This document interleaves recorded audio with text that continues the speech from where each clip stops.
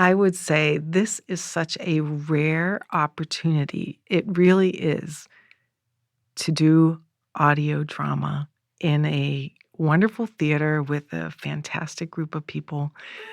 You just don't get those opportunities every day.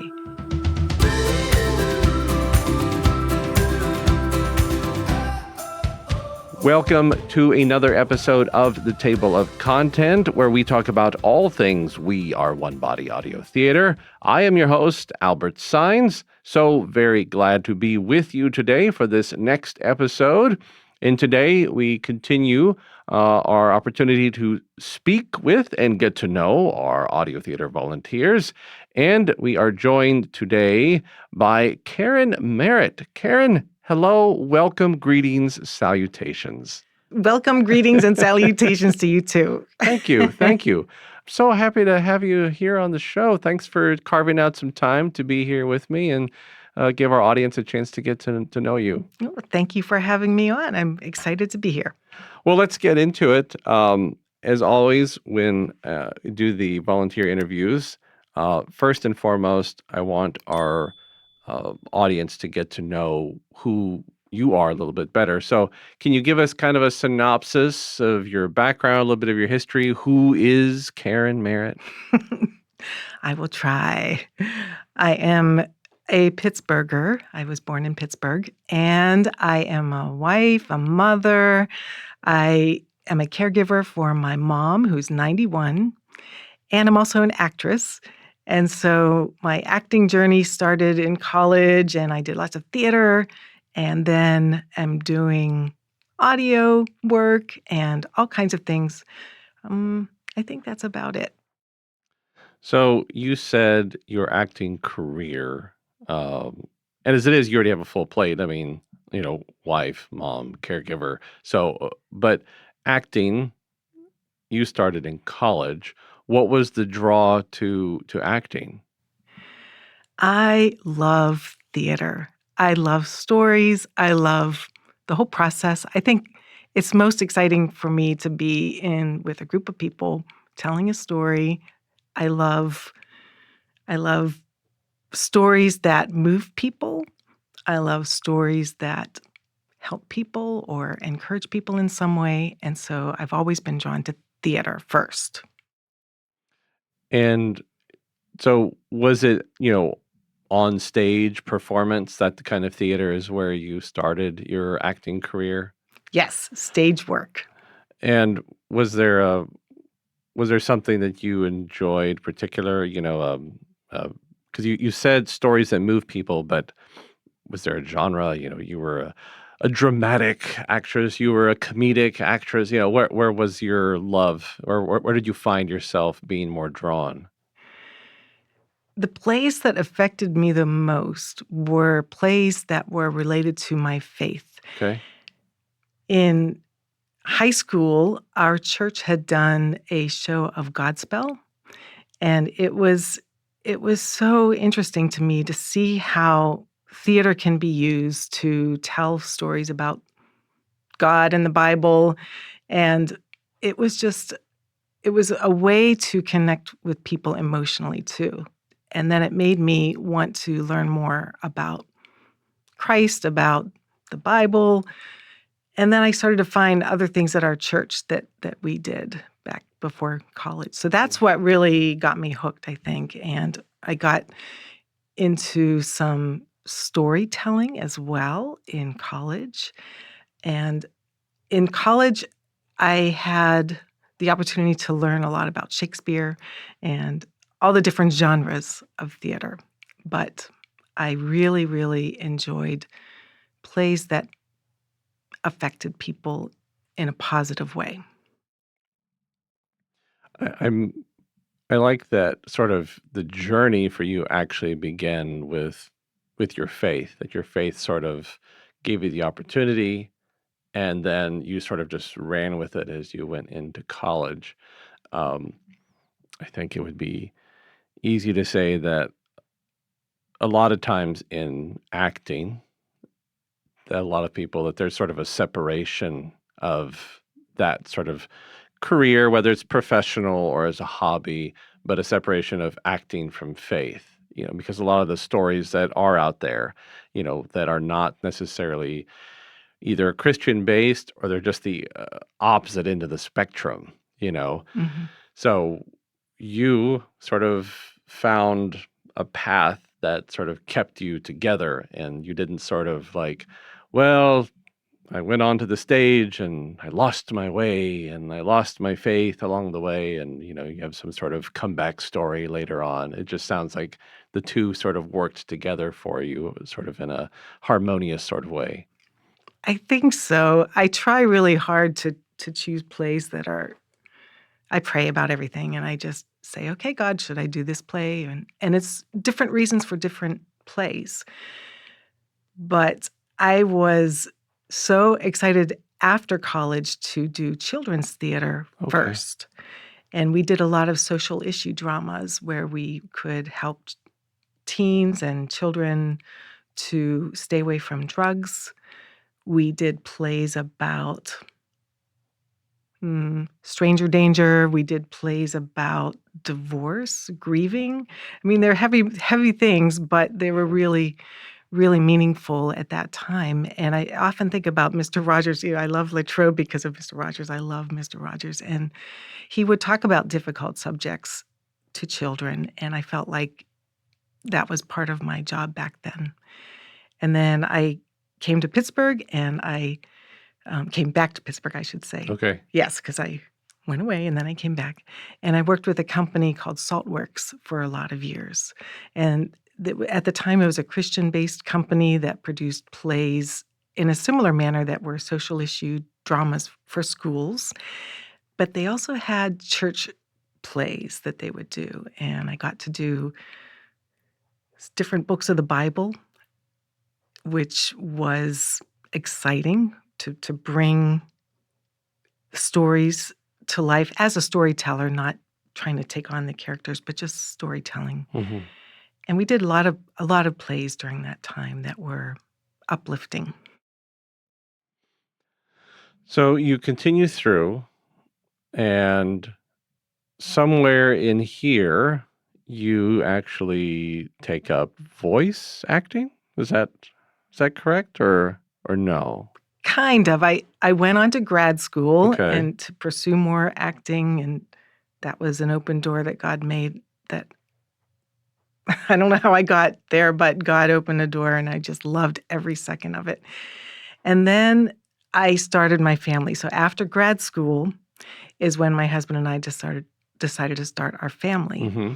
And after a few years, I recognized that I just did not have enough energy to do theater because it takes a lot of evenings and time away. And I really, really wanted to spend time with my kids when they were young and Mm-hmm. seeing all the things that they're doing. So I decided that I needed to look into audiobooks as far as a way to keep my sanity whenever with little kids. And I got really into audiobooks. And I also liked Adventures in Odyssey. Mm-hmm. Loved that show. I listened to it before I had kids. I listened to it with my kids for many, many years. And they also have tons and tons of stories that they produce that are more robust, like Screwtape Letters Mm-hmm. and all different kinds of things. So I loved all of that. Then technology changed. And there was a way for me to record from home.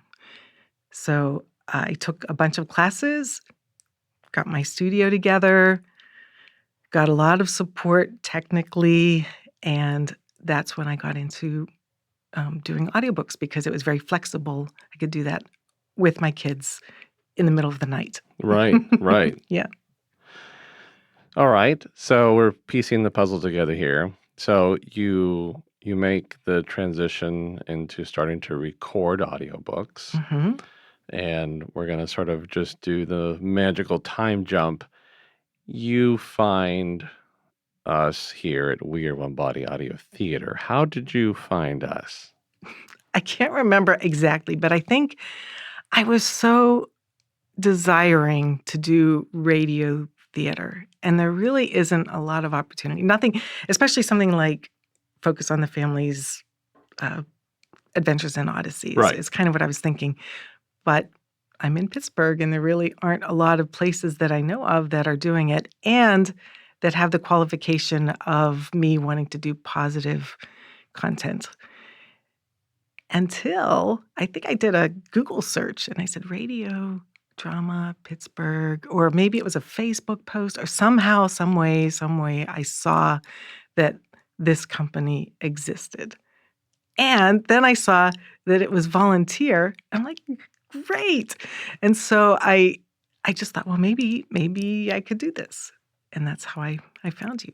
I think I remember that you sent an initial email to us, Mm-hmm. and you had, I looked at it also as some of the other staff members, but I remember I found your own page because you have a web page Mm-hmm. that talks about your basically your resume, and I was thinking, oh wow, you had already done quite a bit of work, and I was thinking, okay, we can get a volunteer in here that knows the ropes. So it was kind of exciting for us, to get you to come in, and so because really you're still kind of new to us. It's I don't think it's been more than really 4 months, maybe 4 or 5 months that you've been sort of participating with us. Does that sound about right? Yes. But you've come in kind of like a positive storm, and you've been active with us, and it's been really good because every person has their unique gifts, talents, personality, voice, and you have a particular voice that's very good for our stories. You have an energy, and you because you did the Mother Goose one, and you were Mother Goose, and and you just sort of nailed the part. I remember just sort of really, yeah, that sort of motherly instinct, that motherly care, it comes across in your performance, right? And then we also had you in Uncle Wiggily and the Skycracker, and you were the narrator, but you came through as a very sort of exuberant, energized narrator. So now that we sort of have bridged the gap, we've come from college to you finding audio theater. I'd be curious to sort of pick your brain a little bit and say, while a shorter amount of time, what have you come to sort of really like about WAOB Audio Theater? First and foremost, the welcoming atmosphere. I immediately felt welcomed by Carrie through her email even. I just felt like, "Oh, okay, this is a nice place." I also like the vibe here as far as really valuing each individual volunteer and recognizing each person has their own gifts and talents, and I like that a lot, and I like it's still very professional, though. In my opinion, this is extremely professional, more professional than me being in my booth by myself. So it's exciting to be in a big studio and have a real engineer and a director, and the scripts are fantastic, and you do a lot too. There's so many different stories. So I really think that it's a place for a lot of people. They should come. Here's a fun question. I was talking to our supervisor about it. I don't know if you'll be able to remember, because you came in to sort of audition initially, and then I think you also recorded a short story for us when you came in. It was Goldilocks, right? Yes. Because you recorded Goldilocks and the Three Bears for us. Can you remember? Because you hadn't been here before, you had just sort of talked to Carrie over email, and you come in and you get into the studio for the first time. Can you remember what that was like when you walked in and you saw our studio? And I'm asking this question because you're talking about how professional we are. And I'm like, okay, well, let's sort of ride that. What was it like when you saw our setup here? It's a real studio. It's big. It had the whole Foley set up on the side. I believe it had it at that time as well. The glass window where the engineer could look through, the director give us notes, the microphones, everything, I would say. And also, most importantly, it was the attitude of everyone. Everyone's super friendly and welcoming, but also on task. So I appreciated that. Everyone's respectful of each other's time. So you come in and set me up and let's get going. Right, Yeah. right. So far in the productions that you have done, is there one that's stood out to you that you've really enjoyed, that you've enjoyed being a part of? I've liked them all very much. I think the very first thing I did, the audition with Goldilocks, I liked the most because it was my first experience here.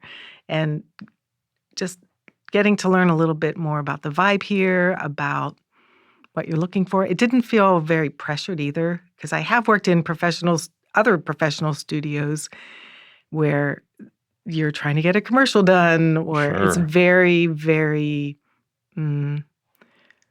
goal-oriented and tight, I would say. But here the vibe was more, since it's more of a story and creative, there's freedom. So I felt more relaxed and excited to be here. One of the things that we attempt to do is, in the midst of trying to be professional and put out a good product, is that our volunteers are sort of number one. So we have to be able to make sure that our volunteers feel good, they enjoy themselves, that they're having fun, and that when they leave, they want to come back again, right? And we've heard from some of the other volunteers that they enjoy the atmosphere, they enjoy the way they're treated, they like that everyone is just so friendly to them, and that they have fun. We have some of these recurring themes come across. You continue to come back. You have not said, "Yeah, thanks a lot. I'm done, guys. Bye." So the volunteers returning is a good sign for us, and I'm glad that you're able to sort of note how you feel in the environment when you come, that you feel respected and you feel also treated well, but that at the same time we're here to to work, but we do it in a nice balance. So you said that your favorite so far has been your initial audition and recording Goldilocks. And you came in and that was a solo. So you came in by yourself, we're behind the glass, and you're out there by yourself. Since then, you have participated in some of the group productions, uh, Mother Goose and Her Three Little Rhymes, Uncle Wiggily, and Skycracker. And of course, as I mentioned, you'll be a part of A Christmas Carol. But in the group productions that you've been a part of, in contrast to your solo audition, uh, what have you enjoyed about the group productions? They're so much fun. Feeding off each other's energy is fantastic. And hearing how each person delivers their lines is really fun too. The different qualities of the voices and the rhythm of the piece, being able to do it's very close to live theater. So I think I like that aspect process. And you've enjoyed being just with the other actors, enjoying that sort of feeling of, all right, we're all in this one together. Yeah, everybody's been really fantastic, really friendly. It feels like we're a group. It doesn't feel like one person's looking down their nose at another person or anything like that. Everybody is really supportive of each other, and it's just, I keep saying fun, but it's been fun. And I'm glad, and that's okay. Fun is the one thing we want to really hear that's redundant.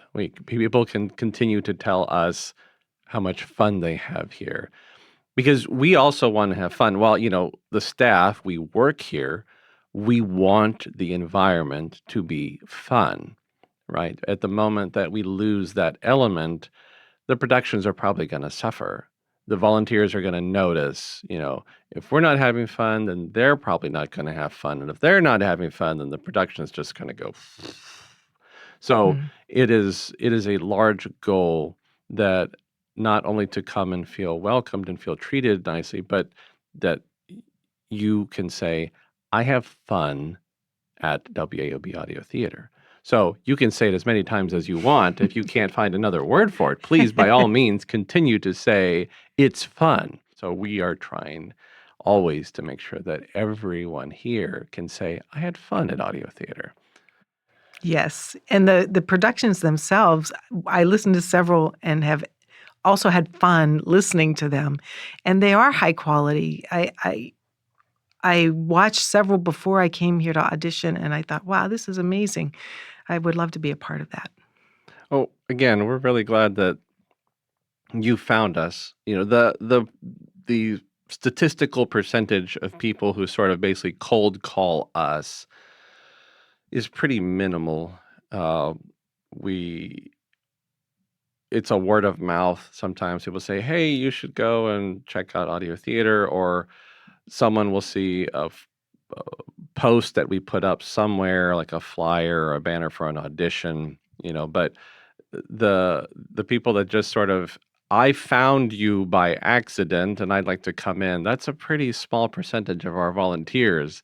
So I'm glad that you found us, and I hope that more people might be able to find us, that might hit that right sort of Google search or something on Facebook and it pops up on their feed. They can say, wow, that looks like a lot of fun. I want to go and be a part of it. Oh, so writing that idea of getting people to come in, if you were talking to someone and you were telling them about audio theater, he says, "Oh, I'm a part of this nonprofit. They do story recordings and they do other recordings, and it's really great." And they said, "Audio theater, WAB audio theater. I don't know what why should I go?" Like, if they seem interested in all, right, in doing this type of acting, what would you say to the person or persons that seem sort of, "Oh, I don't know if I should go." What would you do to try to motivate them?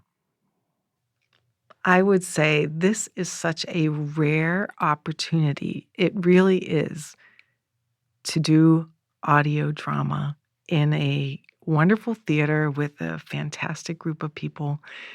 You just don't get those opportunities every day. And if you've always wanted to do audio theater, go give it a try. Or even if you're a stage actor, or even if you just like to horse around at home and do funny voices, come, come, come, come. I think it's a wonderful opportunity. I like that point that you made, about, if you just sort of like to sort of do funny voices. I think sometimes people don't give themselves a second thought of like, well, I don't do acting. I'm good at voices. I mean, I just, like you said, I'm just sort of mess around at home. That might be the perfect recipe for someone that we need here for a particular role, because we do have a lot of those roles where we need a particular voice and we need something that sounds kind of quirky or different. Can you be an old, young sounding child? Like an old, young sounding child. Yeah, I think I have that kind of voice. I think I can do that. And we again, going back to the fun thing, like because we did, um, several months back, we did a comedic performance of Snow White, and of course we had a full cast of people. We had seven dwarves, and we had Snow White, and we had the huntsman, and we had other roles, and everyone sort of brought their voice into it in such a unique way, so that talent for voices could be very welcomed here, if they would just bring it and say, "Okay, I do voices. Great, come on in." I'm not an actor. That's okay. Just come in and use a voice. Absolutely. Um, if you were gonna sort of look ahead and try to say, I would like to do this type of production, if there was just kind of a hope and a dream, it's like, what would you say? I hope to be able to do this as you progress with audio theater. God willing, you stay and you continue to be a active volunteer. What was something that you would like to try to do? Oh boy. I do like plays too. There's a play, Babette's Feast. I've only seen the movie, but okay, go ahead. Go So ahead. there is a stage production now, and I have never seen it, but I saw clips from it. And the story is so beautiful. I thought, wow, that would be so nice to do. I don't know of any company that would produce it in Pittsburgh anyway. I thought during the pandemic, maybe I could have done a Zoom Sure. staged reading of it, but I don't even know if I could get the rights. But I think that would be a story. I think that would be a great story to tell. It is a wonderful story. It is a very good story. Well, Karen, I've really enjoyed talking with you, and I'm hoping that our audience has enjoyed sort of getting to know you better, and that we're going to hope to see you more and more, and that our audience will get to see you and hear you in more productions. So thank you very much for taking some time out to sit down and talk here on the Table of Content. And thank you for having me. It's been a wonderful time. You're very welcome. Ladies and gentlemen, we have been having the great pleasure today of sitting down and talking with one of our volunteer voice actresses, Karen Merritt. I hope that you have enjoyed this conversation as much as I have. I will put links in the description to the productions that we have talked about that she has participated in. And I hope that you will continue to tune in to find out the future of Karen Merritt here at We Are One Body Audio Theater, and continue just to be involved in our, all of our posts. We have lots coming. We have more productions coming as always. And if you are interested in participating, whether you are a professionally trained actor or you just hang out at home with funny voices, we want you to come and audition here. So the door is always open. We'd love to have you. Well, that will wrap up this episode. Until the next one, as always, be good, stay safe. Peace.